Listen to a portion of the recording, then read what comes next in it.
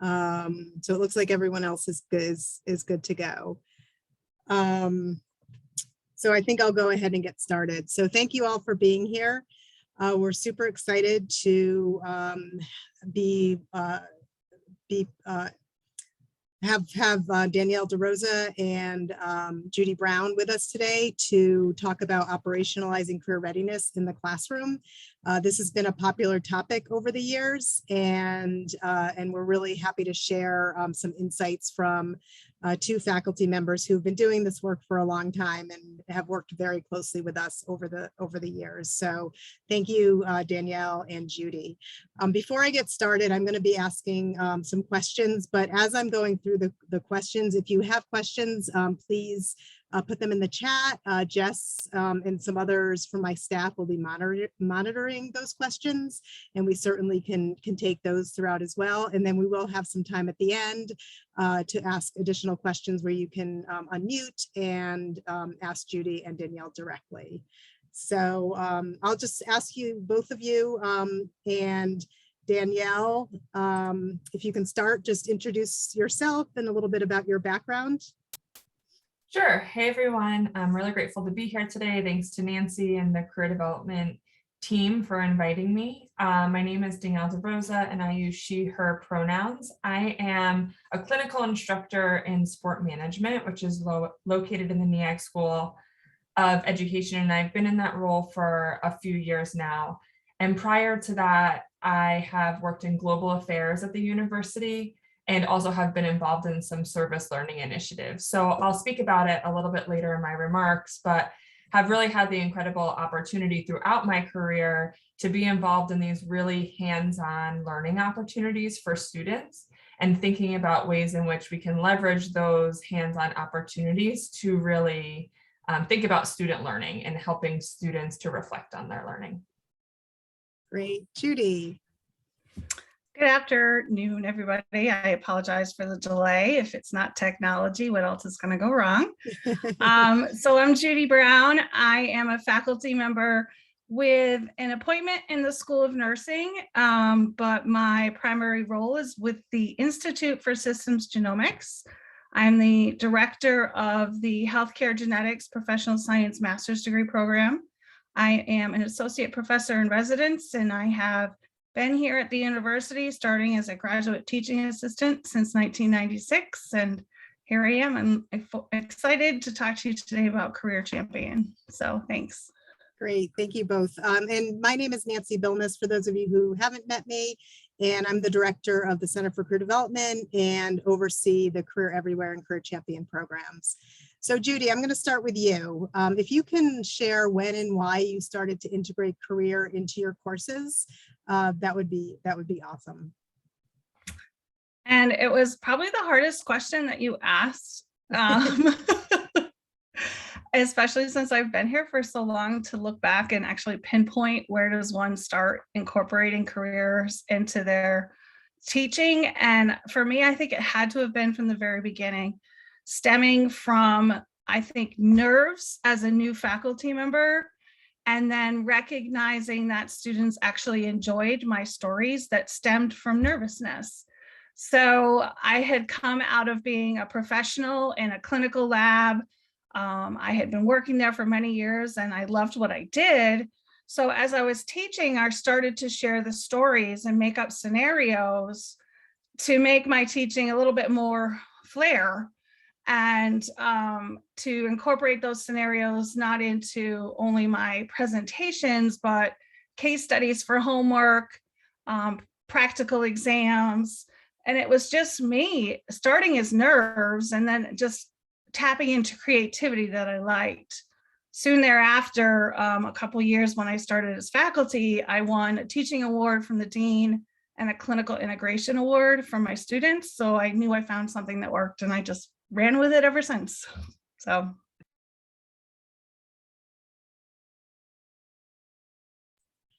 Sorry, technology.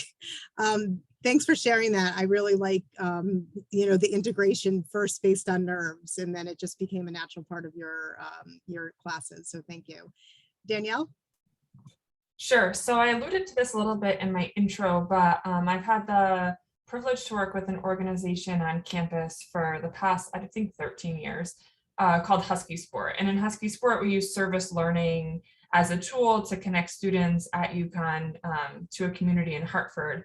And I think what was really powerful about that is recognizing kind of the opportunity to reflect and to connect learning to reflection and what that offers students in terms of thinking about their own career and what they would like to do moving forward. Then I have also had the opportunity to work with the Higher Ed and Student Affairs, a program on campus. And I think in that position, I really learned about the ways in which that you can, situate the experience and make explicit connections to practice in the classroom and how powerful that can be for students. I think the HESA program on campus does a really great job of that. So in that role, I started thinking specifically about, okay, how can I prompt students to reflect on their experience, reflect on what they're seeing? And that program is unique in that most of the graduate students are in a placement, like in a graduate assistant placement in the, in the field that they're learning in. But it was just really powerful, again, to give students the opportunity to reflect on the ways in which my course curriculum connected to the things that they were doing in practice and really anchored in a very concrete way some of the topics that we were discussing in class. And then I'll say lastly, and most recently as an advisor, students just come with questions and hesitations and concerns around finding jobs. So I think it has been helpful and important to integrate aspects of career and, similar to Judy, my own stories, and helping them to understand that some of these building blocks or some of this overwhelming feeling that they may be experiencing, they're actually building the muscles for career readiness along the way. And it's just helping them to understand where and how that's happening. So I would say that's a little bit of a story of how I've started to do what I do in my practice. Great, thanks, Danielle. And I totally agree. I think students are naturally building these skills and building the muscles, like you said. And I think it's, having faculty and staff and employers and others around campus to help them articulate that and think back and reflect is super important. So Danielle, I'll go with you for this next question. Obviously, you've both been doing this work for a while and you didn't start where you are now. So for those who are, kind of just starting out and starting to think about this, can you tell us about how you got started and what types of assignments you integrated into your courses at the beginning or, when you were first integrating career? Yeah, so in sport management, a highly practical field. And I think oftentimes, especially being at the University of Connecticut, students in our program are either doing internships or they're either involved in athletics or they have aspirations to be involved in athletics, either at UConn or beyond. So really leveraging that excitement around sport, it started with encouraging students to connect with professionals in the industry. So thinking about, an informational interview and providing incentive for that in my courses. So really embedding that as an assignment. And it worked well because not only did students get to develop their network and speaking to others in the industry, but oftentimes, some of the same messages that I'm sharing in class are underscored or emphasized by folks in industry, which is like so much better than me saying it. Hearing it from someone who they perceive to be in a position that they want to be in really goes a long way. So I would say, I think the informational interview was like one of the very first things that I did, and connected to that is bringing alum into class. So kind of working with, in the NEAG school, the person who's the director of our alumni relations is named Emily Murray, and she's just fantastic. So working closely with Emily to better understand what alum is she working with, who does she know who's out in the field, and how might I work with her or work with other folks on campus to get some of those alum into our classrooms. So that's not necessarily an assignment, but it is a way that I integrated career, is by just having industry folks kind of come in and thinking thematically through, my course design for that semester. Okay, if I'm, covering, let's say, women in sport, in week 8, how do I work to get some women who are currently working in the industry and, perhaps do a panel in my class so students could get a sense for what does this mean in the sport management industry. Great, thank you. I think informational interviews are so important because students, just like they don't want to necessarily listen to their parents, they don't necessarily want to listen to us either. So having that extra set of ears is great. So Judy, can you share with us your starts? Yeah. So I think I touched on it a little bit. I started to take some case stories, put them into assignments and exams.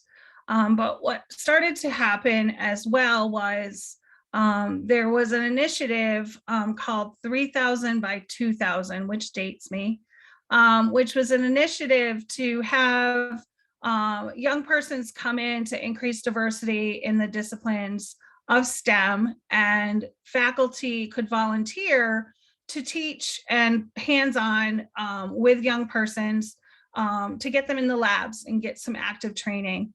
And so never want to do things by myself. When I say we, I mean you. I would ask students for volunteers to come in and help train the young persons in the lab and what we would do. And part of that was reaching out to alumni or persons in industry to have them come in and talk about the discipline to the young persons as well, because they like to hear from the college professor, but they'd rather hear from the people that are working in the field. And so especially finding those persons that are younger and closer to the age of the people that you're teaching. So my students were networking out and finding alumni to come back or new persons. Our discipline, cytogenetics, is so specific. That was the degree, but you can do so much with it. So it was an opportunity as well for my students to find out other careers by doing so. So it was an outreach, advocacy, networking effort all around. Great. So I'm going to kind of go off script a little bit and put you both sort of on the spot. You both have specific disciplines that you're working within. And because you've been doing this for a while, I'm wondering if for those faculty who might be more teaching in like liberal arts and sciences or other areas of Connor that might not be so specific, do you have any advice for how they might be able to get started? I'll pick up on the alumni piece because I thought of something as Judy, you were saying. I do think that the alumni piece doesn't have to be kind of discipline specific. And especially, it's funny because when I first started bringing alum in, I was really drawn to our alum who are working at ESPN or for professional leagues and thought that that would be really attractive for our students to hear their journeys. And what I ended up finding is that students are much more interested in hearing from like someone who's 2 or 3 years in the field and they could really see themselves in that position, and they can kind of talk through the nuts and bolts of, okay, what did the job search look like? What did it look like to hear that you weren't hired for that job? Or what did it feel like to have an interview that didn't go well? And someone who is a year or two in a position can really speak to that with more kind of vividness and clarity than someone who's 20 or 30 years into their career.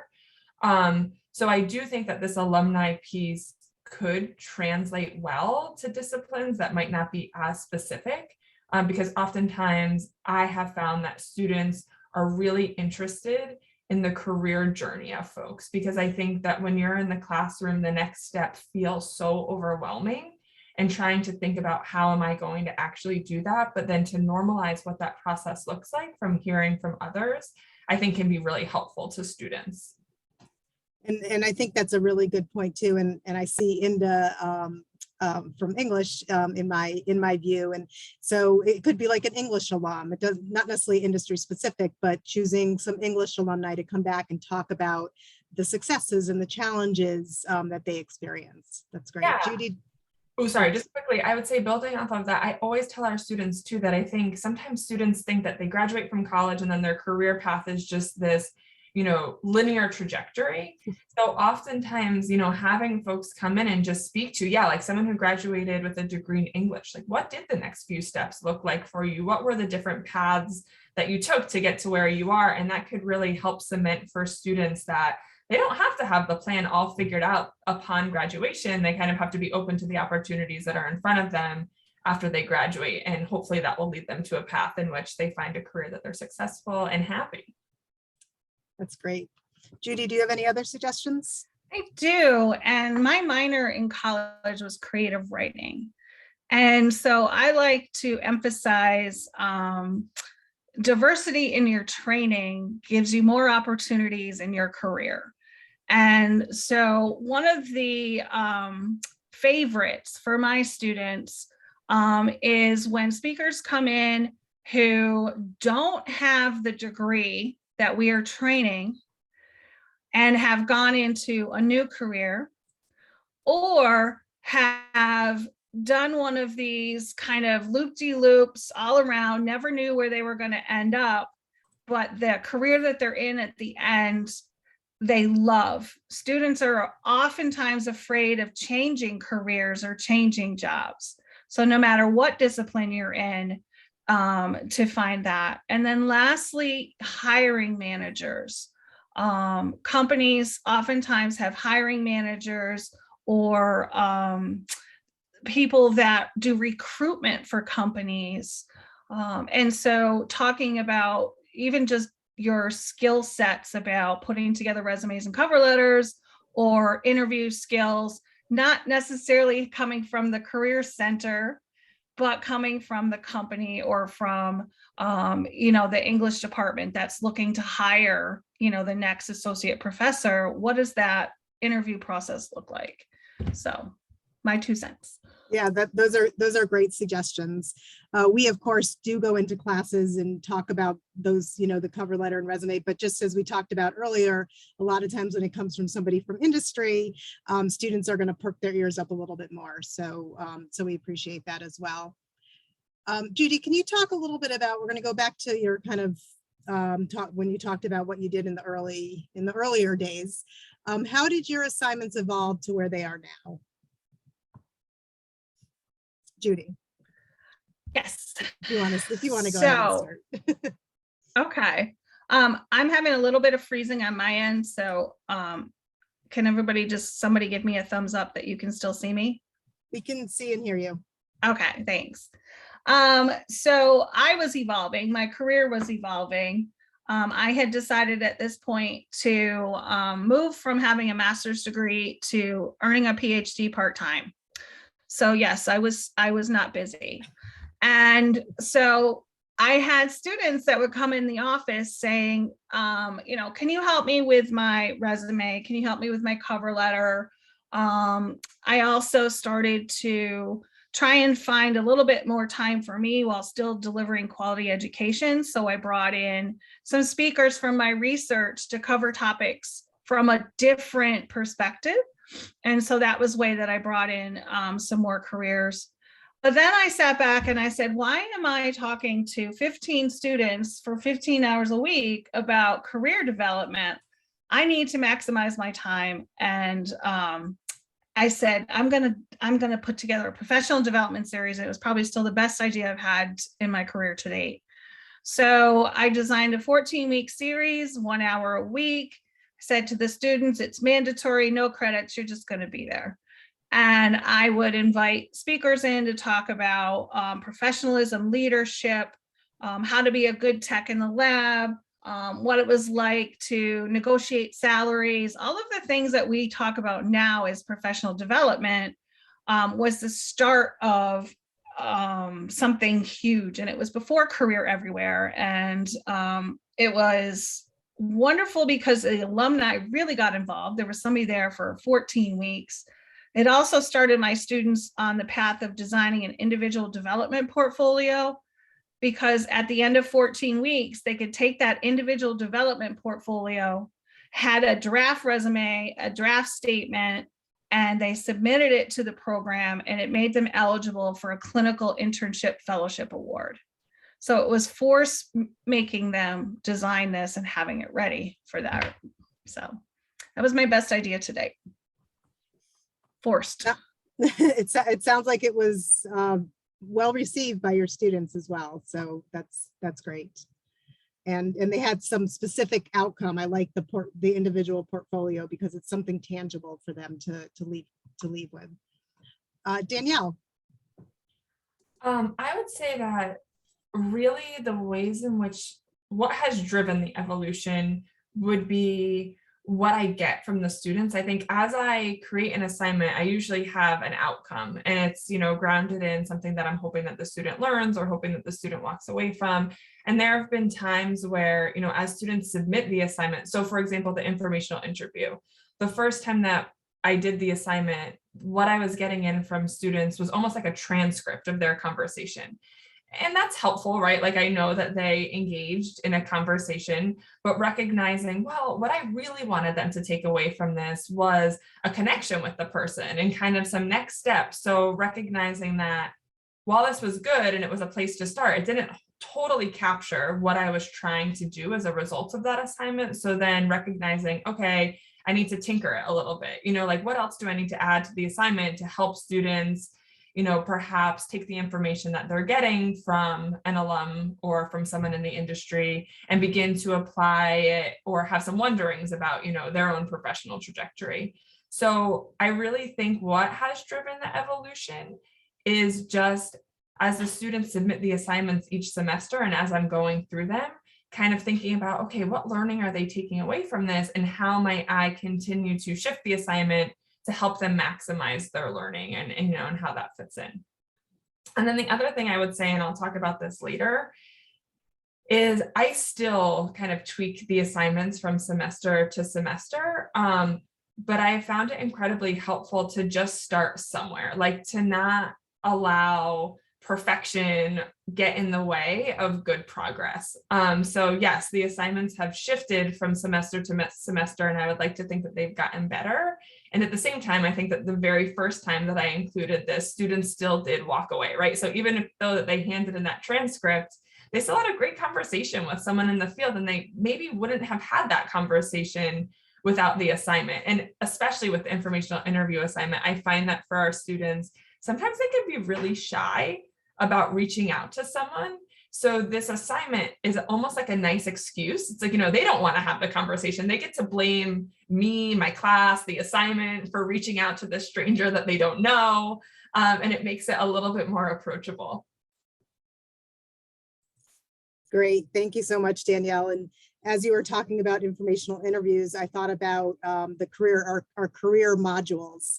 And for those of you who don't know, the Center for Career Development developed 5 career modules over the past couple of years. One of them is informational interviewing, and actually Danielle was our guinea pig the first time that was available and utilized that in her class. But both Judy and Danielle have used some rendition of those modules or the entire modules in their courses. So Danielle, if you want to just continue maybe talking a little bit about how you use the modules, which ones you've used, that would be great. Sure. I have used the one that we were just talking about, the informational interview, although I do have it on my kind of to-do list to review them and to figure out which I'm going to incorporate into the spring semester. But the informational interview module, I embedded it into my class. And the way that I had students do it was, the actual outcome of the informational interview was an assignment that was due as part of class. And then I let them work through the module kind of at their discretion. And I would say what was really helpful in using the module was working, I think at the time it was Lisa Famularo that I worked with, but someone over at the Center for Career Development, to think about how I was going to customize it to my class. And I was just really grateful because I feel like folks over in the CCD were super adaptable in terms of figuring out the best way to use the module. So the modules, you can use it as is and embed it directly through Husky CT into your course, or you can kind of go through and customize and figure out, okay, what are the things that I want to accentuate, or perhaps what doesn't work for the purpose of my course? Like, so for example, I think that there were some quizzes as part of that module, and it just didn't work in my grading structure for kind of the way that my course was going to be laid out for the semester. So then I was able to hide those functions so that students could still use the content of the module and didn't necessarily have to use the quiz portion. So I would say that the modules are definitely worth exploring, either to embed as is or just a really great place for resources as it relates to each of these kind of themes that the modules represent. Great. Thank you. Thank you so much, Danielle. How about you, Judy? So I had this, in-person 14-week professional development seminar that faculty had started to wane their interest in helping to do. And I had graduate students helping to facilitate, but here we had this quarantine coming. So I was like, oh no, I have to transfer this 14-week in-person seminar series online.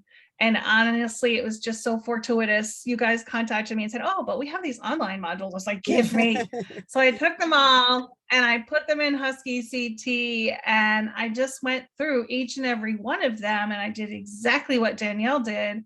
And I said, okay, I don't want quizzes. I want to do graduate work now that's more career focused or reflection or what's next. And so I incorporated the professional development portfolio piece using Portfolium as outcomes rather than quizzes. And I think in the end, I used pretty much all of them: informational interviews using group and individuals, practice interviews, elevator pitches, LinkedIn, negotiations.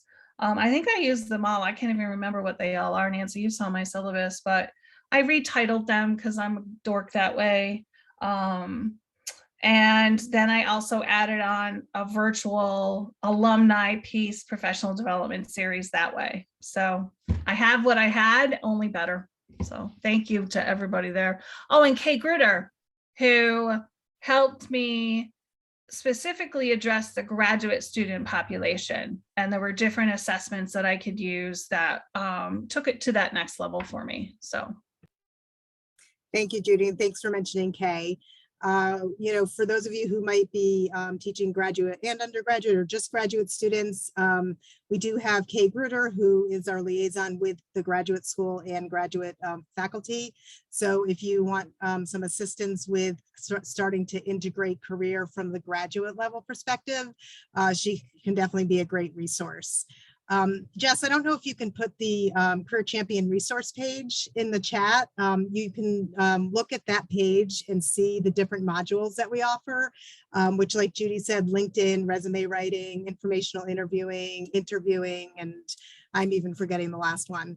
But you can look at, we have outlines that are on the Career Champion resource page. And then if you're interested in any of them, you can fill out a form that I believe is also on the Career Champion resource page, or contact either Jess or myself if you can't find that, and we can help you get started with that.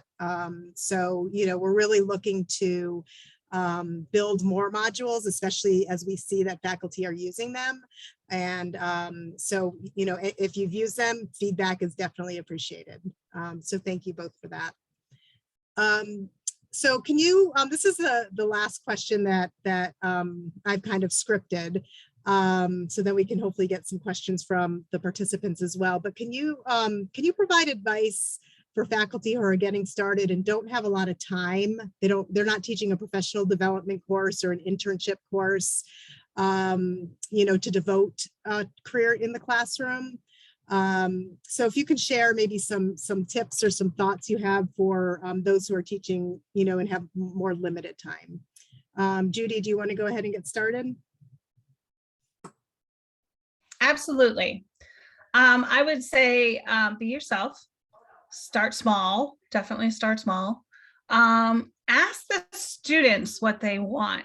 So you can build this huge baseball field, and it's not, if you build it, they will come. It's going to be designed by them, so they'll want to be there, I think. Honors, if you are at the undergraduate level and you are working with honors students, oftentimes honors students will ask you about honors conversions, and that's a fabulous way to really start small, let the students help design that honors conversion, and then really polish it so that you can make it bigger for the class. Teacher shop talk.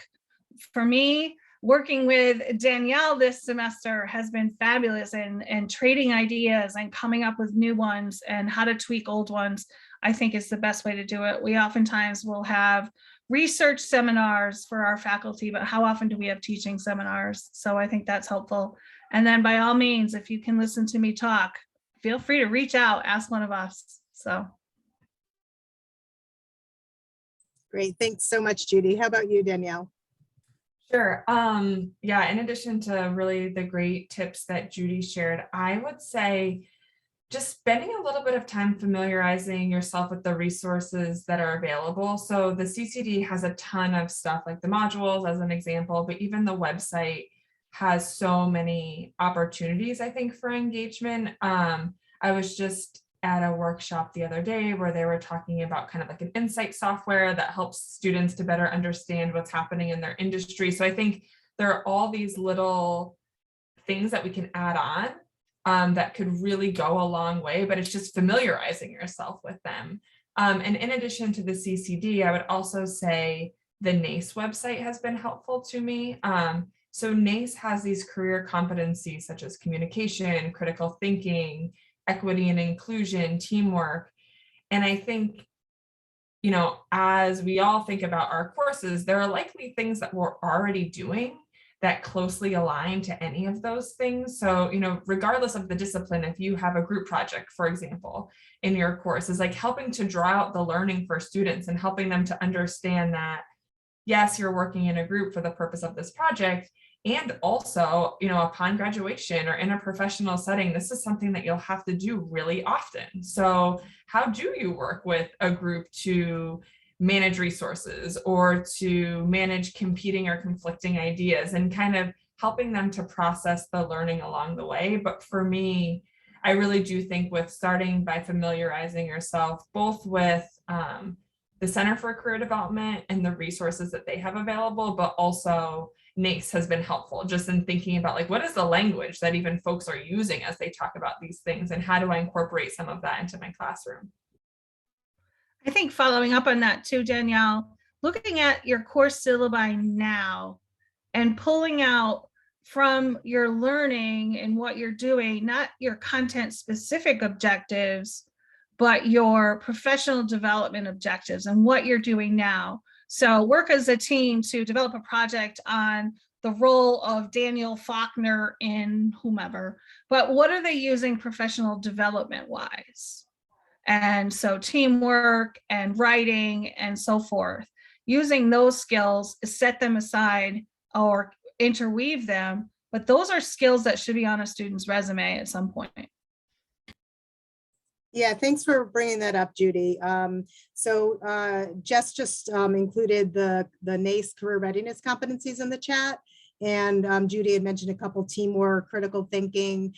We also have a new site or a new page on our website, Becoming Career Ready, which provides students, and then, you know, of course, faculty as well, with information about how to gain those skills, you know, and that you are gaining those skills in the classroom. And a lot of times students don't really understand that, you know, they've done a research project or, you know, a lab or something, and they're not drawing those lines to, oh, I just enhanced my critical thinking skills by doing a paper on Faulkner or whatever it is. And I think for the faculty to help make those connections, and that doesn't take a long time, you know, that could be done, you know, it can be done in the class, in a lecture, it can be done on a syllabi or in conversation. So I think that's a great idea as well. Something else that I was thinking about is, you know, some of our modules can also be used for extra credit. So for those of you who do, you know, have extra credit in your class and you can't incorporate an entire module because of timing or that type of thing, you know, maybe just give students an option to, you know, if they're looking for extra credit to, you know, go through the, you know, a module on informational interviewing or something like that. I think that would be helpful as well. I'm going to add in here before many of us, I can hear you in your heads now saying, I don't have time for the grading in this extra piece.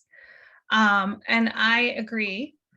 So what I had done is took the position that we are developing professional skills and career skills. And so rather than the ABC grades, I went with professional competency grades. And that trains the students to think about professional competencies, and it makes it a little easier for the instructor or the coordinator of that course or assignment to do that as well. So a rubric along the lines of, yes, you're meeting competency, or you're close, or just haven't quite made it. a smaller rubric makes things a little bit easier for you. If you're willing to, or interested in that, I'll be glad to share. Great, thank you both so much. So I have a few questions, but I also want to just go back to the group to see if anyone wants to unmic and ask any questions verbally of Judy and or Danielle.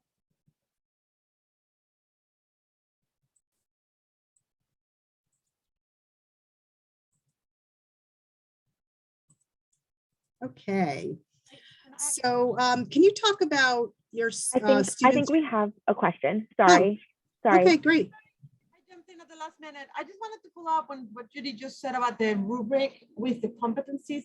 Can you explain that a little bit better, Judy? What you mean using, because I'm looking right now at the website of the NACE Career Readiness competencies, and I just want to, can you explain that again for me, please? Thanks. Sure. So I've taken a scale of, and you can take it from 0 to 3 or 0 to 4, however, and it does not meet competencies, meets minimal competencies, and then exceeds competencies expected. So rather than saying this is an 85 or this is a 90 or this is a 95, you as a professional in your career, do you think that student has met minimal competency in that skill? That's all you're assessing. And that skill could be, you know, the writing piece or the leadership piece or the interview piece or whatever that professional skill is you're looking at.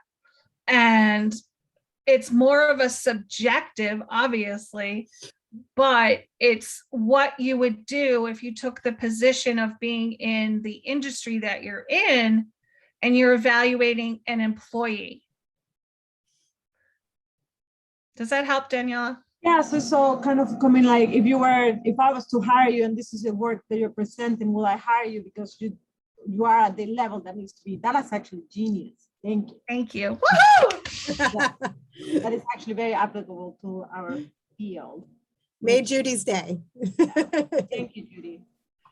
So Judy, I have a follow-up question, but then if you just, for example, I'm thinking even introductory course, just intro undergraduate, and it's really cool. Some of these are still, we start building these competencies, but on the syllabus, or where do you put those like as objective for your course, right? And so because they will say, look, where does it come to my grade? Like how would you explain that? What is the position of that competency ranking?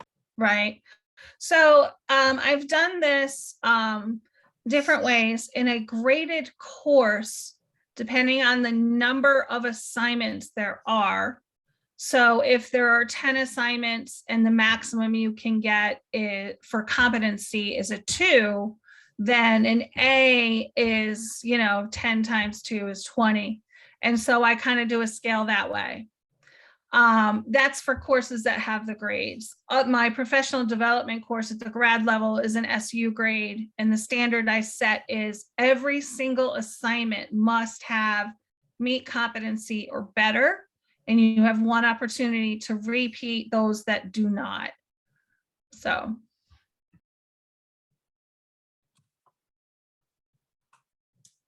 Great, thank you. Other questions?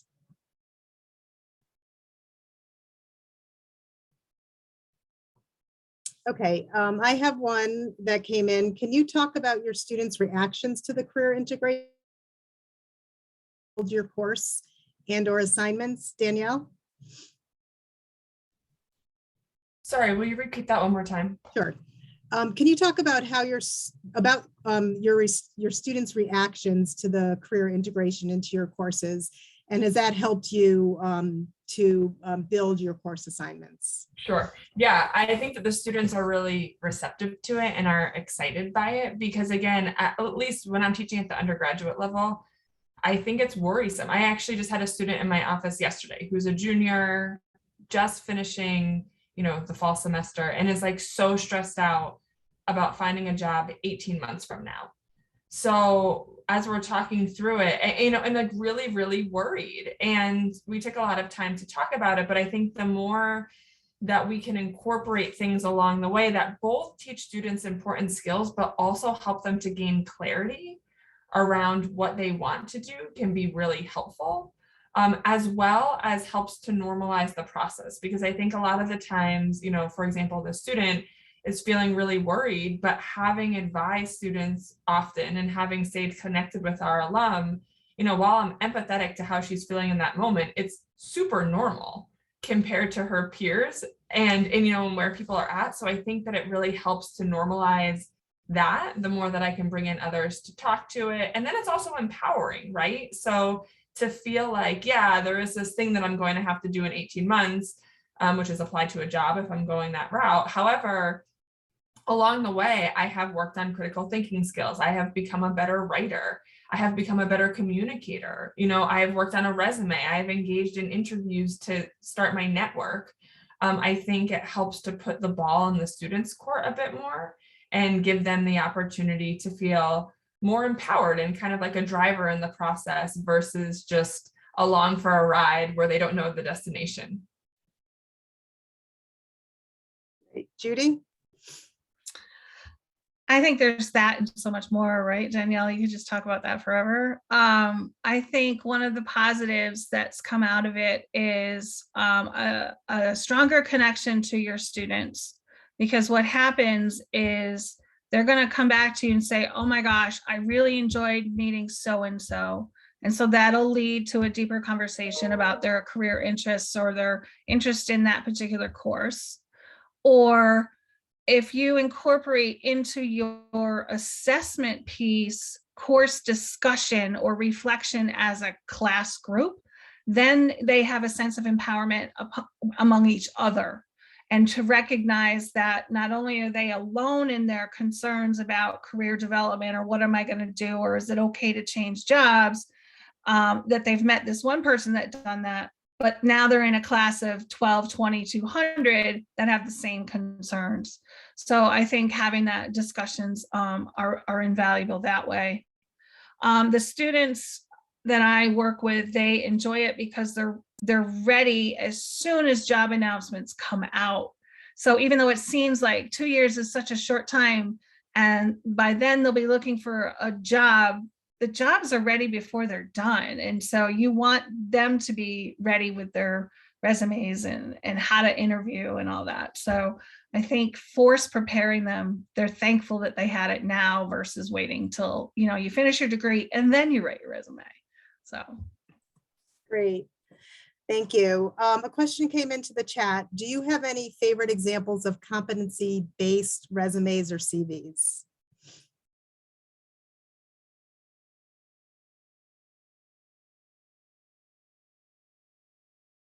Sorry, I'm quiet because I'm thinking on it. There's nothing that comes to mind immediately, Judy. I don't know about you, but I'm trying to think on that one. Thanks for the question.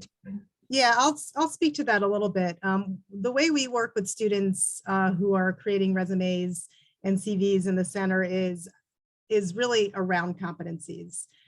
You know, we share with them that, you know, they should be including skills and competencies in their resumes and in their bullet statements in particular. And if they're writing an objective statement, they should also be including competencies and skills in their objective and in their cover letters. So, you know, I don't know that I have any examples per se, but that's the kind of the philosophy that we use when we're advising and providing resume writing and CV writing workshops and programming and presentations. I this year added additional layers of reviews, and additionally this year paid particular mindful focus on some training I think I had last year, Nancy, wherein asking a student for a resume or a CV of students who may not have had jobs prior to coming in. And so first focusing on these particular transferable skills rather than jobs and careers. And so we started there and then expanded to whatever other activities you may have done and then into jobs. And it was, first individual rubric review, peer review, non-scientist review, scientist review, and eventually out into the industry. So I do have some that are just the transferable skills, competency-based, that if I can ask the students for permission or de-identify, I'd be more than happy to share.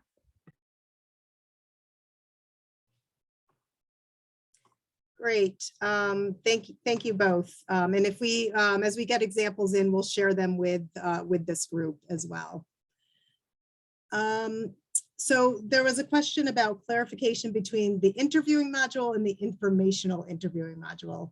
So I'll just spend a few seconds talking about that. Informational interviewing is when we are asking students to go out and talk to an alum or an employer or someone from industry to find out more about their job, how they got their job, their career progress, things like that. So it's called an informational interview because the student's getting information and it's not an interview for a job. The interviewing module is teaching students how to interview. And so, the different, the information that we have in that particular module is, the types of interviewing questions, how to prepare for the interview, and things to that nature. So those are the differences. Judy, did you want to share? So you'll share some videos of information. Yeah, okay, great. Yeah, the first time I did this last year, I had the students, instead of asking the people that they reached out to, what was your job like and how did you get here, was asking the professionals what transferable skills do they focus on when they're hiring individuals to be on their teams, and what were they looking for in candidates when they hired. And so we asked each of the candidates when we were doing the interviews whether it was acceptable to tape them, record them, excuse me, I'm old school, record them. And then we took clips of each of some of the best ones, put it together. And so now I can use it for further additional classes. So I can take a clip of those and share it. We can have it on CCD if you'd like. So. Yep, that would be awesome. Thank you. Any other questions, Daniela? Yes, I have one more question.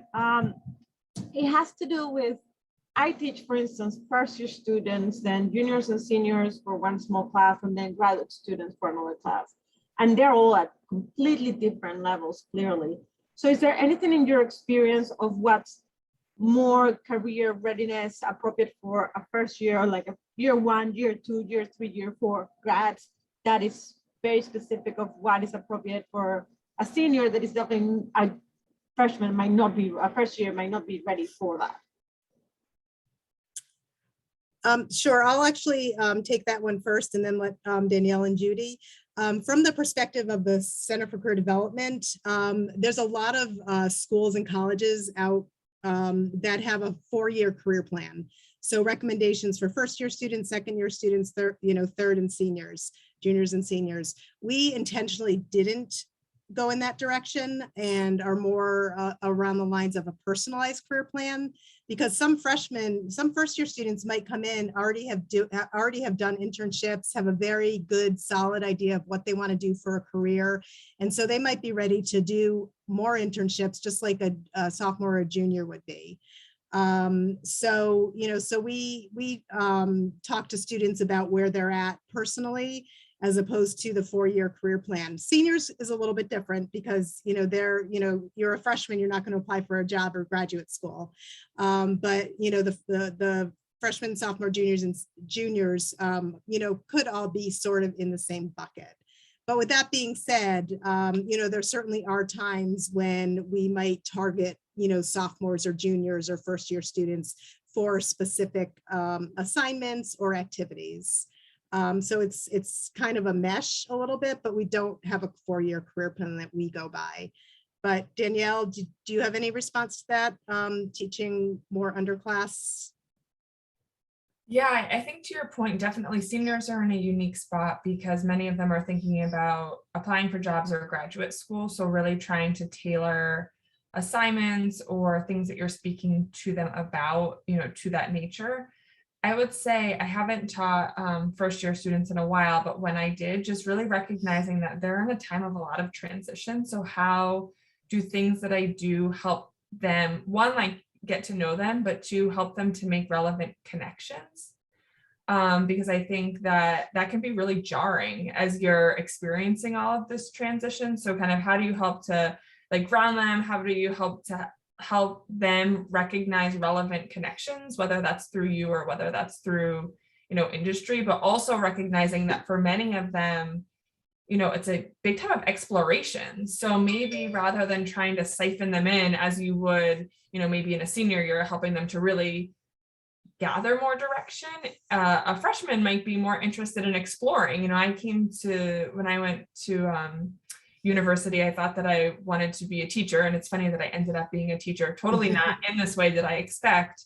But all of these opportunities to learn about myself and to learn about just what professionalism was and opportunities for professional careers was really helpful because I was, the first in my family to go to college. So I think that part of me wanted to be a teacher because I saw that, right? I went through 12 years of school, so I knew that that was a viable option. So helping students who are in the freshman year specifically engage in exploration. And I think also letting first year students know it's okay to be undecided on a major and a career. Because students, I think, when you go around and you ask students, do you have a major? The ones who are undecided sometimes duck and, try to make excuses for their undecidedness. But, I think to Danielle's point, it's great to explore. And I sometimes congratulate students, first year students, when they come in as undecided. Because it gives them so many more opportunities to explore and find out about careers that they didn't see on TV or they didn't experience in school, because we all know what we know from growing up in our own environments. There's one other question that I'm not familiar with, and there might be somebody, okay, I see shaking heads. The mastery transcript from the Mastery Transcript Consortium. Is there anything similar to that for higher ed? I don't know if anyone knows or has a response to that. Not, anyone even not on the panel. I mean, I'll just speak to it. I asked the question. This is Tina. I would just say that I saw this as mostly for high school students applying to colleges, and it's built as a way to be able to demonstrate and show personal strengths as well as specific competencies. And it has a really nice visual element to it. So I just was curious if we had anything like that.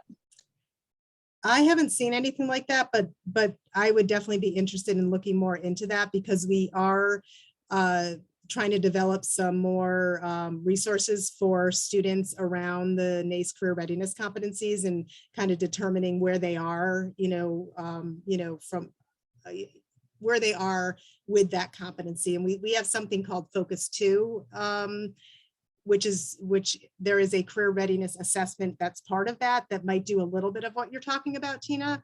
But I would be curious to look at that as well. I know that there are some smaller private universities that have like experiential learning transcripts, co-curricular transcripts that are in that visual format. Elon University is an example of one like that has one, but I have not seen that at any like larger institution. Great.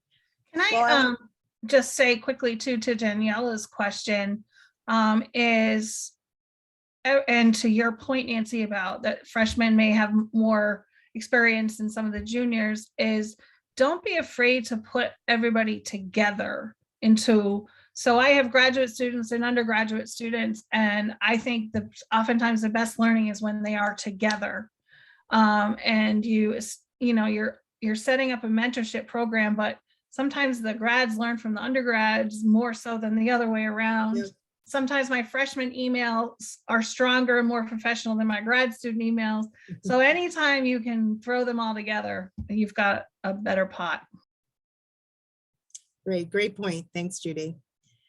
Well, we are out of time, so I want to thank both Danielle and Judy and all of our participants. I think we had some great questions, and we will be following up with some materials that Judy and Danielle sent, as well as just information.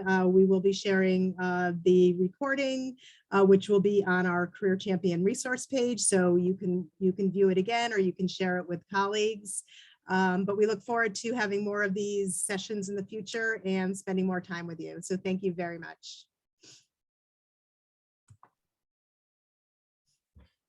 Bye, everybody.